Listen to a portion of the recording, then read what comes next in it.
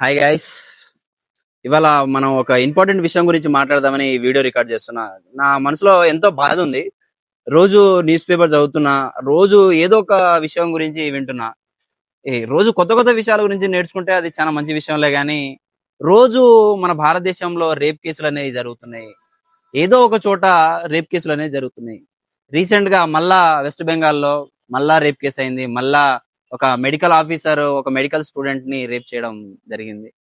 ఇలాంటి కేసులు జరగడం వల్ల ఒక చదువుకునే వ్యక్తికి గుండె బాగా కమిలించిపోతది. దాని గురించి మాత్రమే ఈ వీడియో చేస్తున్నా. ఇదే కేసు సేమ్ పోయిన సంవత్సరం మనకు ఆర్జికర్ మెడికల్ కాలేజ్ లో జరగడం జరిగింది. ఇదే కేసు ఇలాంటిది మన హైదరాబాద్ లో 2019 లో నిర్భయ కేసు అనేది ఒకటి అయింది. 2012లో మనకు దిశ యాక్ట్ అని కూడా వచ్చింది. 2012లో ఢిల్లీలో జరిగింది. అది అయితే ఒక హీనియస్ క్రైమ్ నేను నా జీవితంలో ఇప్పటివరకు విన్నది. సో ఆ క్రైమ్ గురించి చిన్న ఒక స్టోరీ చెప్తా మీకు. ఒక పాప, ఒక ఒక స్టూడెంట్, ఒక గర్ల్ వాళ్ళ ఫ్రెండ్ తో అలా నైట్ టైం ఇంటికి వెళ్తుండగా దుండగులు ఒక నలుగురు కసాయి కొడుకులు ఆ బస్ ఎక్కి ఆ బస్ లోనే రేప్ చేయడం జరిగింది. సో అక్కడ జరిగింది ఏంటంటే, ఆ బస్ లో గేర్ రాడ్ ఉంటది కదా, ఆ గేర్ రాడ్ తీసుకొని మరీ ఆ రిప్రొడక్టివ్ ఆర్గాన్ లో ఇన్సర్ట్ చేయడం జరిగింది అని చెప్పేసి యాజ్ పర్ మై నాలెడ్జ్ చూశాను. సో ఇలాంటి కేసెస్ అన్ని జరుగుతున్నాయి మన ఇండియాలో. అసలు ఏంది, ఎక్కడ ప్రాబ్లం ఉంది? ఇప్పుడు గవర్నమెంట్ ఏం చేయాలి దీనిపైన? మనం ఒక స్ట్రక్చరల్ థింగ్ గా మన ఇంట్లో మనం ఎట్లా మాడిఫై అవ్వాలా, మన పేరెంట్స్ మనకి ఏం నేర్పియాలా, అలాంటి విషయాల గురించి ఇవాళ మనం మాట్లాడదామని ఈ వీడియో చేస్తున్నా ఫ్రెండ్స్.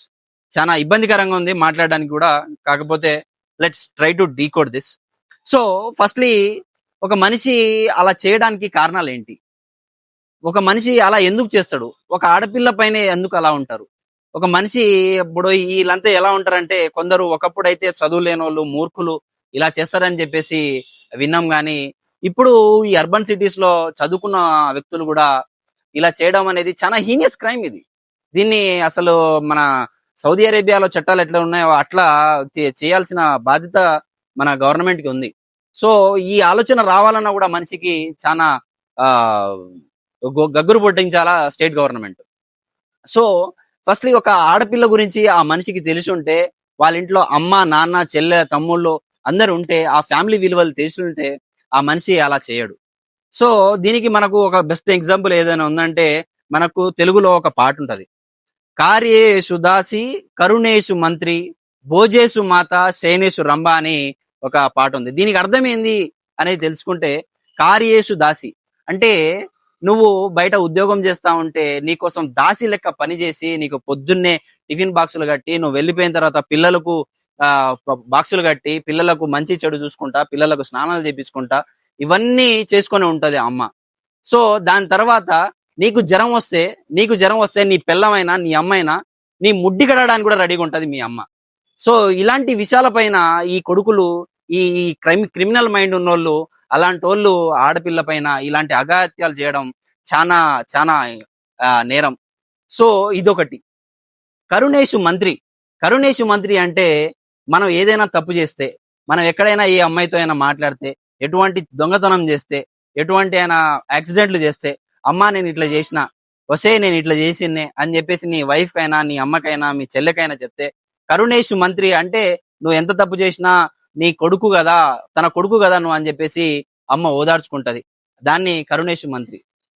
భోజేసు మాత అంటే, నువ్వు ఎన్ని తప్పులు చేసినా, మన భూమి ఎన్ని న్యూక్లియర్ వార్ జరిగినా, ఎన్ని ప్రపంచ యుద్ధాలు జరిగినా, ఒక తల్లి ఎంత పీస్ గా ఉంటుందో అదే విధంగా నీ చెల్లైనా, నీ అక్కైనా, నీ అమ్మైనా, నీ పెళ్ళమైనా అంత మంచిగా చూసుకుంటది.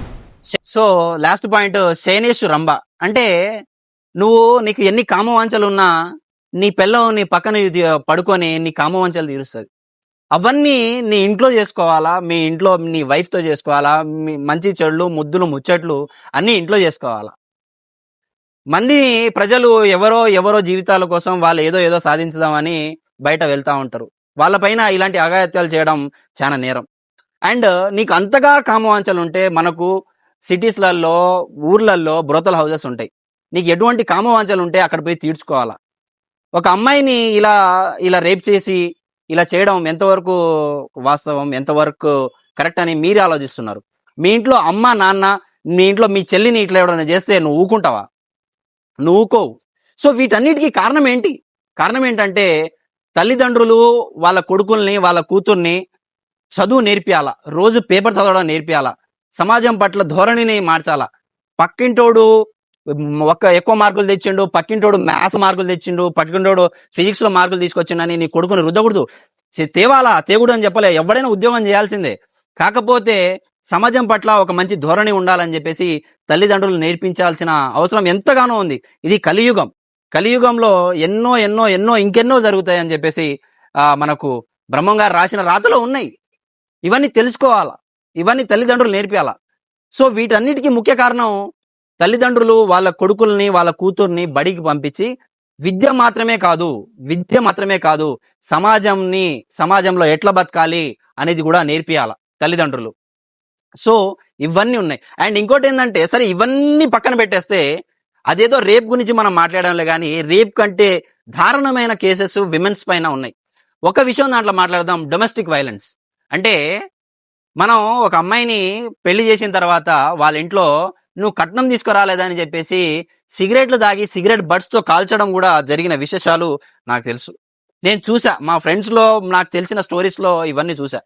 రీసెంట్ గా ఒక స్టోరీ ఏంటంటే, ఒక ఒక ఒక తండ్రి అమ్మాయికి మ్యారేజ్ చేసి వాళ్ళ ఇంటికి అత్తగారి ఇంటికి పంపించిన తర్వాత నా కూతురు ఎలా ఉందని చూద్దామని పోతే ఆ కూతుర్ని కట్నం తీసుకురాలేదని చెప్పేసి వాళ్ళ రిలేటివ్నే ఆ అమ్మాయిని ఇచ్చి చూద్దామని చెప్పేసి వెళ్తే ఆ అమ్మాయిని యమకుట్టుడు కొట్టి బెడ్రూమ్ లో పండబెట్టి, తండ్రి వచ్చిన తర్వాత నీ కూతురికి జ్వరం వస్తుంది, హాస్పిటల్లో ఉందని చెప్పేసి కనీసం కూతుర్ని కూడా చూడని స్థాయిలో డొమెస్టిక్ వైలెన్స్ అనేది ఇండియాలో జరుగుతుంది. ప్రతి 3 నిమిషాల్లో ఎక్కడో ఒక చోట మన ఇండియాలో క్రైమ్ అనేది జరుగుతుంది.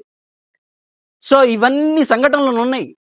వీటన్నిటికీ ముఖ్య కారణం చదువు మాత్రమే. పిల్లల్ని చదివియండి, మీరు చదవండి. సమాజం ఎట్లా ఉంది, సమాజాన్ని చూడండి, సమాజంలో ఎట్లా జరుగుతుంది. ఒక ఆడపిల్ల పోతుందని చెప్పేసి ఏముందిరా అని చెప్పేసి చెప్తే రేపు మీ చెల్లెనే పోతుంది, రేపు మీ చెల్లెనే బజార్కి పోతుంది. అప్పుడు ఒక ఎదవ కూడా ఇలానే అంటాడు. సో ఈ మైండ్ సెట్ ని, ఈ స్ట్రక్చరల్ థింకింగ్ ని మార్చాల్సిందిగా నేను మిమ్మల్ని అయితే చాలా విజ్ఞప్తి చేస్తున్నా. నేను కూడా చదువుకున్నా, నాకు కూడా తెలుసు విలువలు. తల్లిని ఎట్లా చూడాలా, తండ్రిని ఎట్లా చూడాలా, చెల్లెని ఎట్లా భావించాలా, దాని తర్వాత పుట్టిన కోడల్ని ఎట్లా చూసుకోవాలా అని చెప్పేసి తెలుస్తాయి. అందుకే తల్లిదండ్రులైనా, చూసే పిల్లలైనా, నా బ్యాచ్మేట్ అయినా, నా వయసు ఉన్నోళ్ళైనా, please I'm requesting you guys, ఇలాంటి తప్పులు చేయకండి. ఏమైనా మీకోసం బ్రోతల్ హౌసెస్ ఉన్నాయి, వెళ్ళండి. ఆ కుక్కడపల్లిలో, ఆ దిల్సునగర్ లో బ్రోతల్ హౌసెస్ ఉన్నాయి. దాంట్లో పోయి అక్కడ పోయి కామవాంఛలు తీర్చుకోండి మీరు. అండ్ ఇంకోటి ఏంటంటే, అర్బన్ సిటీస్ లో చదువు ఎక్కువై కూడా కొందరు ఇన్సిడెంట్స్ జరుగుతున్నాయి. ఒక విషయం చెప్తా దాంట్లో. ఫర్ ఎగ్జాంపుల్ గా ఒక అమ్మాయికి లవ్ స్టోరీ ఉంది. ఆ లవ్ స్టోరీ ఉన్న అమ్మాయికి పెళ్ళైపోయిన తర్వాత ఇద్దరు మొగుడు పిల్లలు ఓపెన్ అప్ అయిన తర్వాత నాకు ఇలా లవ్ స్టోరీ ఉండే అని చెప్పేసి చెప్పుకున్న తర్వాత ఒక రోజు ఆ అమ్మాయి మంచి డ్రెస్ వేసుకుంటది. డ్రెస్ వేసుకున్నప్పుడు వాళ్ళ హస్బెండ్ ఎవరి కోసం వేసుకున్నావు డ్రెస్ అని చెప్పేసి మాట్లాడతారు. అంటే ఒక అమ్మాయి నిన్ను నమ్ముకొని అన్ని విషయాలు చెప్పుకున్న తర్వాత ఎవరి కోసం వేసుకున్నావు అని చెప్పేసి ఎంతవరకు కరెక్ట్? నువ్వు వేసుకున్న డ్రైర్ కలర్ ఏందని కూడా అడుగుతుర్రు ఇవాళ రేపు. ఇవన్నీ జరుగుతున్నాయి సమాజం పట్ల. ఒక విషయం నేను క్లియర్ గా చెప్తున్నా అబ్బా, ఏంటంటే తల్లిదండ్రులను వదిలేసి 18 సంవత్సరాలు 20 సంవత్సరాలు 25 సంవత్సరాలు ఇంట్లో ఉండి గారాల పట్టిగా వాళ్ళ ఇంట్లో పెంచుకున్న అమ్మాయిని అన్ని బాధ్యతలు తీసుకొచ్చి నీ చేతిలో పెట్టినప్పుడు, నీ చేయి పట్టుకొని 100 సంవత్సరాలు నడవాలి అని అనుకున్నప్పుడు ఆ అమ్మాయిని నీ చెల్లెనట్లయితే చూసుకున్నావో అదే విధంగా చూసుకోవాల్సిన బాధ్యత ఒక మొగుడి పైన, ఒక అబ్బాయి పైన, ఒక మగాడి పైన ఈ బాధ్యతలు ఉన్నాయని చెప్పేసి చెప్తున్నా. సో వైలెన్స్ అనేవి చాలా రకంగా జరుగుతుంది అబ్బా. సో మీరు దయచేసి, నేనైతే ఇదే చెప్పదలుచుకున్నా, నాకైతే మాటలు రావట్లేవు. సో ఎన్నో రోజుల నుంచి రోజు మీరు చదవండి, పేపర్ చదవండి. పేపర్లో ఏమొస్తుంది, చిన్న పిల్లల నుంచి స్టార్ట్ చేయండి. మీ కొడుకుల్ని, మీ కూతుర్లని రోజు చదివియండి. పుస్తకాలు అని చెప్పేసి కేజీల బ్యాగులు మోసుకొని చదివించడం కాదండి. మంచిగా చదివియండి. సమాజం ఎట్లుంది, పక్కింటోడు ఎట్లా ఉంటుండు, పక్కింటి వాళ్ళని చూసి నేర్చుకోండి అని చెప్పేసి మీ పిల్లలకి నేర్పించాల్సిన అవసరం ఉంది. దీనిపైన గవర్నమెంట్ ఎంతవరకు ఇనిషియేటివ్ తీసుకుంటుంది? క్రైమ్ జరిగిన తర్వాత ఆయనకి అరెస్ట్ చేస్తుంది. క్రైమ్ జరిగిన తర్వాత ఆయనకు సైకలాజికల్ బిహేవియర్ ఎట్లా ఉంది అని చెప్పేసి రివ్యూ చేస్తుంది. కానీ 140 కోట్ల జనాభాని ఎంతవరకు అని కంట్రోల్ చేస్తుంది గవర్నమెంట్ కూడా. సో ఈ మార్పు అనేది ఇంట్లో నుంచే రావాలి. సో ఈ మార్పు ఒక ఆడపిల్ల చదువుకుంటే అబ్దుల్ కలాం కాదు, మన జవహర్లాల్ నెహ్రూ ఒక మాట అన్నాడు. అంటే ఇంట్లో ఆడపిల్ల చదువుకుంటే దేశం మారుతుంది అని చెప్పేసి ఒక మహానుభావుడు చెప్పిండు. అంటే ఒక ఆడపిల్ల చదువుకుంటే వాళ్ళ ఇంటిని సరిదిద్దుకుంటది. ఒక ఆడపిల్ల చదువుకుంటే పెళ్ళైన తర్వాత వాళ్ళ పిల్లల్ని సరిదిద్దుకుంటది. ఆ ఆడపిల్లకి చదువుకుంటే వాళ్ళ పిల్లలకి చదివిస్తుంది.